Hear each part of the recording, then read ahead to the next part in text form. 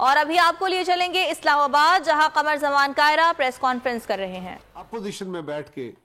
وہ جس ڈویژن کی ذکر کر رہے ہیں، جس نفرت کے ساتھ وہ پاکستان کے اندر اپنے مخالفوں کو، اپنی مخالف جماعتوں کو، ان کے ووٹرز کو جس طرح ان کی توہین اور تذلیل کرتے ہیں،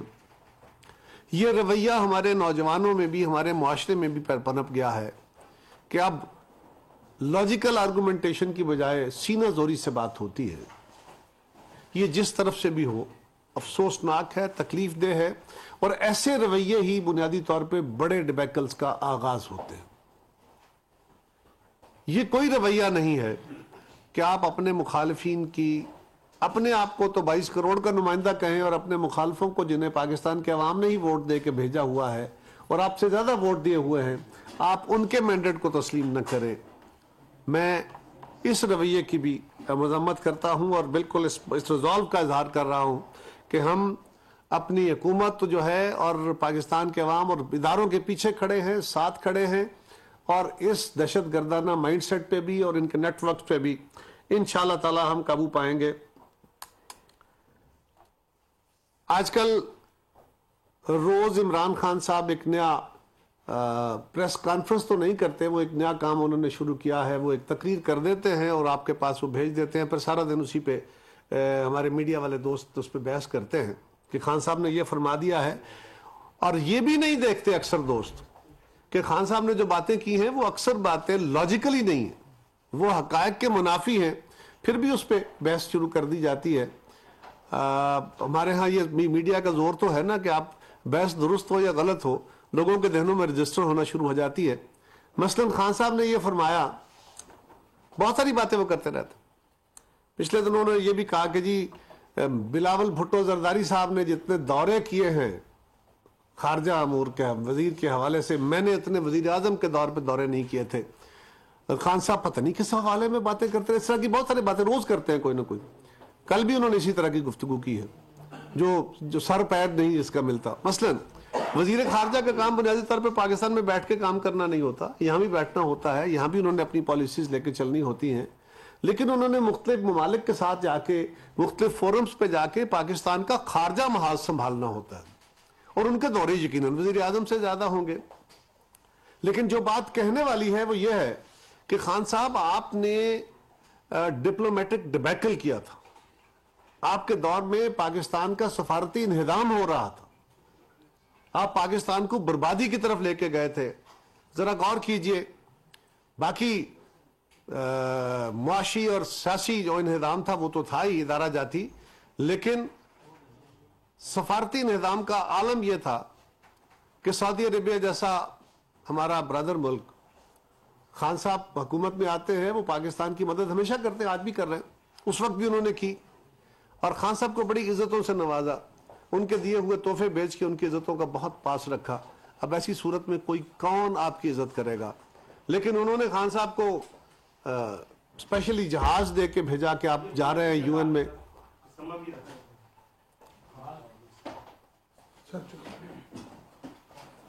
انہوں نے اپنی یہ جسٹر آف گڈ ول تھا، لیکن خان صاحب نے امریکہ جا کے جو رویہ اختیار کیا اس سے وہ ناراض ہوئے، وہ ایک غیر متوقع طور پہ اپنا جہاز وڈرا کر کے، اور انہوں نے اپنی ناراضگی کا اظہار بھی کیا۔ سعودی عرب جیسا آل ویدر فرینڈ جو ہے، ہمیشہ بھائی جو ہے، وہ ناراض کیا، اور پھر امریکہ میں ترکی کے ساتھ پرامز کیا، بات آگے بڑھائی کہ ہم ملائیشیا میں ہونے والی کانفرنس میں شامل ہوں گے، ہونی چاہیے کانفرنس، خود تحرک کیا، اور عین وقت پہ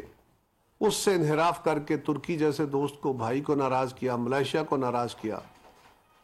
چین جو ہمارا آل ویدر فرینڈ ہے، جو مشکل ترین وقت میں ہماری کھل کے مدد کر رہا ہے اور کر رہا تھا اور کرتا رہا ہے، آئندہ بھی یہی توقع ہے۔ چین کے پروجیکٹ جو تھا سی پیک کا، اس کا جو حشر خان صاحب نے کیا، اس کے اوپر جس طرح کی گفتگو، جس طرح کے کیسز جو اس کو بیک برنر پہ ڈالا، اس سے ان کو ناراض کیا۔ اور یہ باتیں کوئی نئی میں نہیں کہہ رہا، آپ جانتے ہیں کہ یہ ساری باتیں ایسے ہی ہوئی ہیں۔ امریکہ کے ساتھ بلا وجہ آپ نے اپنے تعلقات اور زیادہ خراب کیے، پہلے بھی کوئی بڑے آئیڈیل نہیں تھے لیکن اور زیادہ خراب کیے۔ مختلف فورمز کے ساتھ، وہ فیٹف ہے یا جی ایس پی پلس ہے، وہاں روز پاکستان کو نئی نئی ڈیٹے ملتی رہیں، اور خان صاحب کا اپنا رویہ ایسا تھا کہ خارجہ محاذ پہ ہم آئسولیٹ ہوتے گئے، انہدام کی طرف چلتے گئے، حتیٰ کہ ہندوستان کے وزیر اعظم نے اور ہندوستانی حکومت نے کشمیر کے اوپر نئی قانون سازی کر کے اس کو اپنا پارٹ ڈکلیئر کر لیا، اس کے اندر بہت بڑی تبدیلیاں کر لیں، اور خان صاحب کو دنیا کے کسی ملک کی طرف سے سپورٹ نہیں ملی۔ او آئی سی کے ساتھ شاہ محمود صاحب نے ناراضگی کا ایک ماحول پیدا کر لیا، اور وہ فورم جو ہے آج بلاول صاحب، ہنا ربانی کھر صاحبہ اور وزیر اعظم صاحب کی قیادت میں آج فعال سفارتکاری کے ذریعے اگر ہم نے پاکستان کے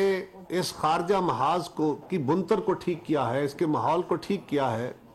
یا کر رہے ہیں، اور یہ تسلسل کے ساتھ کر رہے ہیں، تو اس پہ اعتراض ہونا شروع ہو گیا ہے بجائے اس کے کہ اس کو اپریشیٹ کیا جائے۔ بلاول صاحب نے جب سے خارجہ امور کا محاذ سنبھالا ہے، اپنے ورثے کے مطابق، اپنے نانا اور اپنی والدہ کے جو ان کا ویژن تھا اس کے مطابق انہوں نے دنیا بھر میں پاکستان کو مختلف فورمز پہ بہترین نمائندگی کی ہے، اور سارا ملک اور سارا عالم جانتا ہے، وہ فیٹف ہو، وہ جی ایس پی پلس ہو، وہ امریکہ کے ساتھ تعلقات ہوں، وہ یونائٹڈ نیشنز کے ساتھ تعلقات ہوں، وہ آئی ایم ایف، وہ ورلڈ بینک، وہ یو این، وہ فلڈز کے اندر پاکستان کو جس طرح کی فعال سفارتکاری کی ضرورت تھی، ان سارے معاملات میں انہوں نے بھرپور طریقے سے پاکستان کے موقف کو سپورٹ کیا ہے، آگے بڑھایا ہے، اور اس کے لیے مدد حاصل کی ہے۔ پہلی دفعہ امریکیوں نے آزاد کشمیر کو آزاد مانا ہے، پہلی دفعہ یورپی یونین کے ایک اہم ملک نے پاکستان کے اس موقف کی تائید کی ہے۔ 60 سالوں کے بعد پہلی دفعہ او آئی سی کا وفد سیکرٹری جنرل او آئی سی کی قیادت میں پاکستان آ کے اور لائن آف کنٹرول کے اوپر گیا، میں ان کے ساتھ گیا، اور وہ بڑے کھل کے انہوں نے آج جا کے خود لوگوں سے ملے، اپنی آنکھوں سے سارا کچھ دیکھا، اور یہ پاکستان کے موقف کی بڑی بھرپور سپورٹ تھی، یہ اس فعال سفارتکاری کا نتیجہ تھا۔ اسی طرح اور بہت سارے محاذ ہیں۔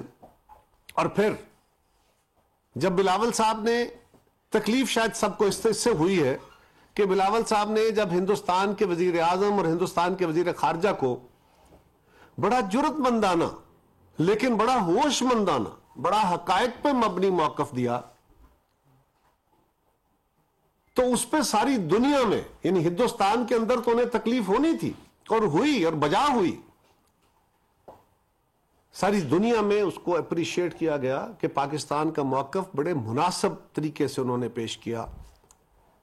اور یہ صرف پاکستان کا موقف نہیں ہے، یہ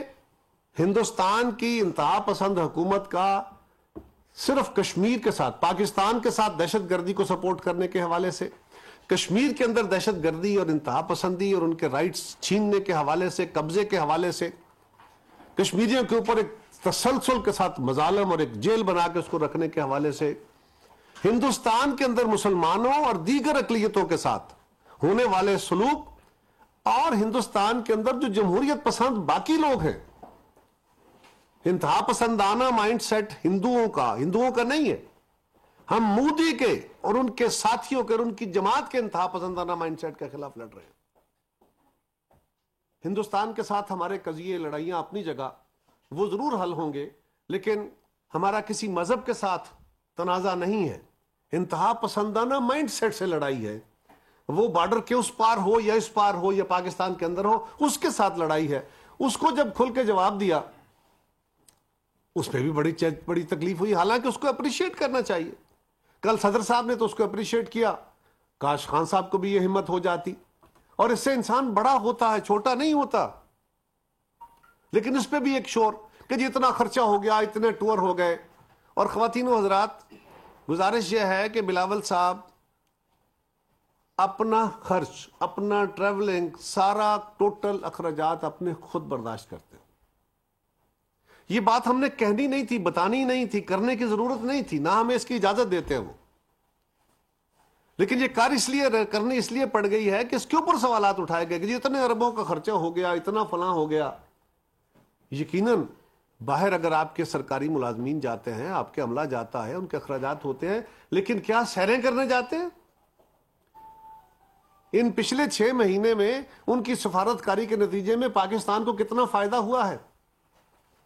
باقی جس طرح میں نے عرض کیا، وہ IMF کے ساتھ ہمارا معاہدہ ریوائیو ہوا. پاکستان کو روز کسی نہ کسی ملک سے کبھی تیل کے رنگ میں، کبھی گیس کے رنگ میں، کبھی سپورٹ کے رنگ میں مدد چاہیے، اور یہ فعال سفارتکاری کے بغیر نہیں ہو سکتا. وزیر اعظم صاحب بھی اس پہ مسلسل کوشش کر رہے ہیں، ہر وقت اس پہ لگے رہتے ہیں، اور جو ہمارا فارن آفس ہے وہ بلاول بھٹو زرداری صاحب اور ہنا ربانی صاحبہ کی قیادت میں ہر وقت اس کا معاملے میں، اور پاکستان اس میں کامیابیاں حاصل کر رہا ہے. بجائے اس کے کہ آپ اس کو اپریشیٹ کریں، اس پہ چلے نہیں برداشت ہوتا تو خاموش ہو جائیں. اس کو بھی کنڈیم کرنا ہے. یعنی باہر سورج چڑھا ہوا ہے اور آپ کہہ رہے ہیں دھوپ اندھیرا ہے، اور آپ پاکستان پہ حملہ آور ہوتے جا رہے ہیں. یہ مناسب نہیں ہے، ہم اس کی بھی مذمت کرتے ہیں. اور یہ جو ڈپلومیٹک ڈبیکل کے بعد ہمیں اس کے لیے بڑی محنت درکار ہوتی ہے. یہ جو ریٹرو فٹنگ ہوتی ہے نا، کہ آپ ایک عمارت تعمیر کرنی ہو، نئی عمارت تعمیر کرنا کمپیریٹیولی کم محنت کا، بڑی محنت، بڑے وسائل چاہیے ہوتے ہیں، لیکن نسبتاً اس میں آپ کے پاس آزادی ہوتی ہے کام کرنے کی. ریٹرو فٹنگ ایک بنی بنائی عمارت جب خراب ہو جاتی ہے تو اس کو درست کرنے کے لیے آپ کو زیادہ توجہ، زیادہ محنت اور زیادہ تجربہ کاری کی ضرورت ہوتی ہے. آج اگر ہم وہ استعمال کر رہے ہیں اور پاکستان کی اس جو ہمارا سفارتی محاذ ہے اس کی ریٹرو فٹنگ کر رہے ہیں، تو خان صاحب اس کو برداشت کیجئے، اس کو اپریشیٹ کیجئے. اور میں پاکستان کے نوجوانوں سے بھی کہوں گا، اپنے بہنوں بھائیوں سے بھی کہوں گا کہ اس معاملے کو صرف تعصب کی آنکھ سے نہ دیکھیے گا، حقائق کھول کے رکھیے. آپ کا تعلق کسی بھی جماعت سے ہے، میرا تعلق کسی بھی جماعت سے ہے، لوگوں کی پرفارمنس دیکھیے. ہم اگر خان صاحب پہ اعتراض کرتے ہیں یا وہ ہم پہ اعتراض کرتے ہیں تو اس کا انالیسس ضرور کیجئے، کیونکہ جب تک ہم ٹھنڈے دل سے چیزوں کے تجزیہ نہیں کریں گے، حقائق نہیں جانیں گے، ہم سرابوں کے پیچھے بھاگتے رہیں گے. خواتین و حضرات، خواب دیکھنا کوئی جرم نہیں ہے. خوابوں کے بغیر قومیں نہیں بنا کرتی، افراد آگے نہیں بڑھ سکتے. سیاسی جماعتیں خواب دکھاتی ہیں، قومیں خواب دیکھتی ہیں، لیکن ڈریمز اینڈ ڈیلیوژنز میں فرق ہوتا ہے. خوابوں کی تعبیر ڈھونڈی جاتی ہے اور سرابوں کے پیچھے بھاگتے بھاگتے انسان مشکل میں، اور قومیں جو ہیں وہ بے راہ ہو جاتی ہیں. عمران خان آپ قوم کو سراب دکھا رہے ہیں، ڈیلیوژنز میں لے گئے ہیں. اس کو دیکھنے کی ضرورت ہے کہ کیا میں جو کہہ رہا ہوں اس کے اندر کچھ حقائق ہیں. اگر حقائق ہیں تو خان صاحب ریٹورک کی بجائے، اپنے مخالفوں کو گالیاں دینے کی بجائے، ہر وقت ایک ہی رویہ اختیار کیے رکھنے کی بجائے کوئی ایک کام اپنا بتا دیں، کوئی ایک اچیومنٹ اپنی بتا دیں کہ انہوں نے 4.25 سال کے اندر کوئی اچیومنٹ کی ہو. اور اس وقت آپ یہ اسلام آباد سے مناظر دیکھ رہے ہیں جہاں پر مشیر امور کشمیر قمر زمان کائرہ اس وقت نیوز کانفرنس کر رہے ہیں.